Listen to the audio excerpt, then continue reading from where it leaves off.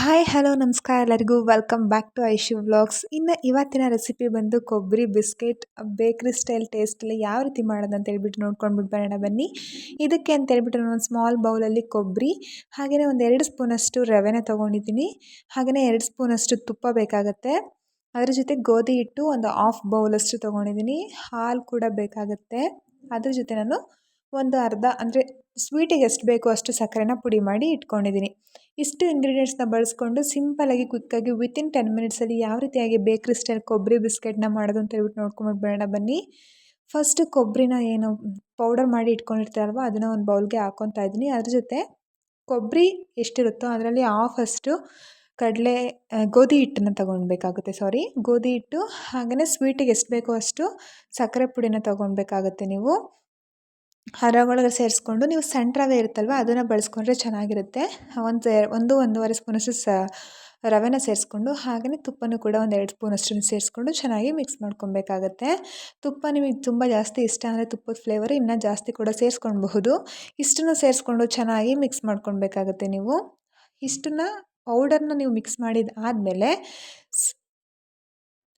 ಅದ್ರ ಜೊತೆಗೆ ನೀವು ಸ್ವಲ್ಪನೇ ಹಾಲನ್ನ ಕೂಡ ಸೇರಿಸ್ಕೊಂಡು ಚಪಾತಿ ಹಿಟ್ಟಿಗೆಲ್ಲ ನಾವು ಯಾವ ರೀತಿಯಾಗಿ ಒಂದು ಹದವಾಗಿ ಮಿಕ್ಸ್ ಮಾಡ್ಕೊತೀವಿ ಅಲ್ವಾ ಆ ರೀತಿಯಾಗಿ ನೀವು ಇದನ್ನು ಮಿಕ್ಸ್ ಮಾಡಿ ಇಟ್ಕೊಳ್ಬೇಕಾಗುತ್ತೆ. ಒಂದೇ ಸಲ ಎಲ್ಲ ಹಾಲನ್ನು ಸೇರಿಸ್ಕೊಳಕ್ಕೆ ಹೋಗ್ಬಿಡಿ. ಸ್ವಲ್ಪನೇ ಹಾಲನ್ನ ಸೇರಿಸ್ಕೊಂಡು ಒಂದು ಕನ್ಸಿಸ್ಟೆನ್ಸಿ ಬರೋವರೆಗೂ ನೀಟಾಗಿ ಮಿಕ್ಸ್ ಮಾಡಿಕೊಂಡು ನಮಗೆ ಅದು ಉಂಡೆ ಕಟ್ಟೋಕ್ಕೆ ಬರಬೇಕು. ಆ ರೀತಿ ಆಗೋವರೆಗೂ ನೀವು ಅದನ್ನು ಮಿಕ್ಸ್ ಮಾಡ್ಕೊಳ್ಬೇಕಾಗತ್ತೆ. ಇನ್ನು ಮಿಕ್ಸ್ ಮಾಡಿದ್ದಾದಮೇಲೆ ನೋಡಿ ಈ ರೀತಿ ರೆಡಿಯಾಗಿರುತ್ತೆ. ಮೇಲ್ಗಡೆ ಸ್ವಲ್ಪ ತುಪ್ಪನೂ ಕೂಡ ಹಾಕ್ಕೊಳ್ಬೋದು. ಅದಾದಮೇಲೆ ನೋಡಿ ಕೈಲಿ ಉಂಡೆ ಮಾಡಿಕೊಂಡು ರೌಂಡ್ ಶೇಪಲ್ಲಿ ಮಾಮೂಲಿ ಬಿಸ್ಕೆಟ್ ನಿಮ್ಗೆ ಯಾವ ಶೇಪಿಗೆ ಬೇಕೋ ಆ ಶೇಪ್ಗೆ ಮಾಡ್ಕೊಬಹುದು. ನಿಮ್ಮ ಮನೇಲಿ ಶೇಪರ್ಸ್ ಏನಾದರೂ ಇದ್ದರೆ ಅದನ್ನು ಕೂಡ ಯೂಸ್ ಮಾಡ್ಕೊಬಹುದು. ಅದಾದಮೇಲೆ ಈ ಥರ ಫೋರ್ಕಲ್ಲಿ ಮೇಲ್ಗಡೆ ಇದ್ದರೆ ಮಾಡ್ಕೊಳ್ಳೋದಿದ್ರೆ ಮಾಡ್ಕೊಬೋದು, ಇಲ್ಲಾಂದರೆ ಕೂಡ ಸ್ಕಿಪ್ ಮಾಡ್ಕೊಬಹುದು. ನಾನು ನೋಡಿ ಇಲ್ಲಿ ಇವಾಗ ಒಂದು ಬ್ಯಾಚ್ಗೆ ಎಷ್ಟು ಬೇಕೋ ಅಷ್ಟನ್ನು ನಾನು ಇಲ್ಲಿ ರೆಡಿ ಮಾಡಿ ಇಟ್ಕೊಂಡಿದ್ದೀನಿ. ಇನ್ನು ಅದಾದಮೇಲೆ ಯಾವುದೇ ರೀತಿ ಬೇರೆ ಖಾರದ ಐಟಮ್ ಬೇಯಿಸಿಲ್ದಿರೋಂಥ ಎಣ್ಣೆನ ನಾನು ಇಲ್ಲಿ ಕಾಯೋಕ್ಕೆ ಅಂತ ಹೇಳ್ಬಿಟ್ಟು ಇಟ್ಕೊಂಡಿದ್ದೀನಿ ಬಾಣಲಿಲಿ.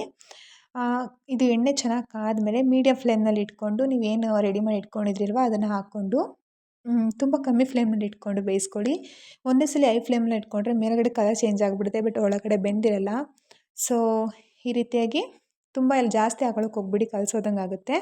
ಹಾಕ್ಕೊಂಡು ಸ್ಪೂನಲ್ಲಿ 2 ಸೈಡ್ ಟರ್ನ್ ಮಾಡಿಕೊಂಡು ನೀವು ಇದನ್ನು ಚೆನ್ನಾಗಿ ಬೇಯಿಸ್ಕೊಂತು ಅಂತ ಹೇಳಿದ್ರೆ ತುಂಬ ಚೆನ್ನಾಗಿ ಬರುತ್ತೆ. ಇಲ್ಲಾಂದರೆ ಅರ್ಧಂಬರ್ಧ ಬೇಯಿಸೋಕೆ ಹೋಗಬಾರ್ದು. ಸೊ ಫುಲ್ಲ ನೀವು ನೀಟಾಗಿ ಮೀಡಿಯಮ್ ಫ್ಲೇಮ್ನಲ್ಲಿ ಒಂದು 3ರಿಂದ 4 ನಿಮಿಷ ಬೇಯಿಸ್ಕೊಂಡ್ರೆ ಸಾಕು, ಚೆನ್ನಾಗಿ ಬೆಂದಿರುತ್ತೆ. ಸ್ಟಾರ್ಟಿಂಗಲ್ಲಿ ಬೇಯಿಸಿ ತೆಗೆದ ಮೇಲೆ ಸ್ವಲ್ಪ ಮೆತ್ತಗಿರುತ್ತೆ. ಒಂದು ಸ್ವಲ್ಪ ಟೈಮ್ ಬಿಟ್ಟಾದಮೇಲೆ ಅದು ಮಾಮೂಲಿಯಾಗಿ ಬಿಸ್ಕೆಟೆಲ್ಲ ಯಾವ ರೀತಿ ಕ್ರಿಸ್ಪಿಯಾಗಿರುತ್ತೆ ಅಲ್ವಾ ಅದೇ ಥರ ಆಗುತ್ತೆ. ಇದನ್ನು ನೀವು ಈವ್ನಿಂಗ್ ಟೈಮ್ ಯಾವಾಗಾದರೂ ಕ್ವಿಕ್ಕಾಗಿ ತಿನ್ನಬೇಕು ಅಂತ ಹೇಳಿದ್ರೆ ಕೊಬ್ಬರಿ ಇತ್ತು ಅಂತ ಹೇಳಿದ್ರೆ ಮನೇಲಿ ಆರಾಮಾಗಿ ರೆಡಿ ಮಾಡ್ಕೊಬಹುದು. ಇನ್ನು ನೋಡಿ ಈ ರೀತಿ ಬ್ರೌನ್ ಕಲರ್ ಟರ್ನ್ ಆದಮೇಲೆ ನೀವು ಇದನ್ನು ಎಣ್ಣೆಯಿಂದ ತೆಗಿಬೇಕಾಗುತ್ತೆ. ನಾನು ಇಲ್ಲಿ ಒಂದು 2 ಬ್ಯಾಚ್ಗೆ ಆಗೋಷ್ಟನ್ನು ಮಾಡ್ಕೊಂಡಿದ್ದಿದೆ. ತುಂಬ ಚೆನ್ನಾಗಿ ಬಂದಿತ್ತು ಟೇಸ್ಟು. ನೀವು ಕೂಡ ಒಂದು ಸಲ ಟ್ರೈ ಮಾಡಿ, ನಿಮಗೂ ಕೂಡ ಇಷ್ಟ ಆಗುತ್ತೆ. ಹಾಗೆಯೇ ಇದೇ ಥರ ಬೇರೆ ರೆಸಿಪಿಗೋಸ್ಕರ ನನ್ನ ಚಾನಲ್ನ ಸಬ್ಸ್ಕ್ರೈಬ್ ಮಾಡ್ಕೊಳ್ಳಿ. ಇಷ್ಟ ಆಗಿದರೆ ಪ್ಲೀಸ್ ಲೈಕ್ ಮಾಡಿ, ಶೇರ್ ಮಾಡಿ, ಕಾಮೆಂಟ್ ಮಾಡಿ. ನಿಮ್ಮ ಮನೇಲಿ ಯಾವ್ದಾದ್ರು ಮಕ್ಳುಗಳಿಗೆ ಈ ಸ್ನ್ಯಾಕ್ಸ್ ತುಂಬಾ ಇಷ್ಟ ಆಗುತ್ತೆ, ಬಿಸ್ಕೆಟ್ ಅಂತಲೇ ಹೇಳ್ಬೋದು. ನೋಡಿ ಇಲ್ಲಿ ಎಷ್ಟು ಕ್ರಿಸ್ಪಿಯಾಗಿ ಬಂದಿದೆ ಅಂತ ಹೇಳ್ಬಿಟ್ಟು. ಸೊ ಇದಾಗಿತ್ತು ಇವತ್ತಿನ video. I hope you guys liked it. Thank you so much for watching my video. Thank you all. Subscribe ಮಾಡ್ಕೊಳ್ಳಿ.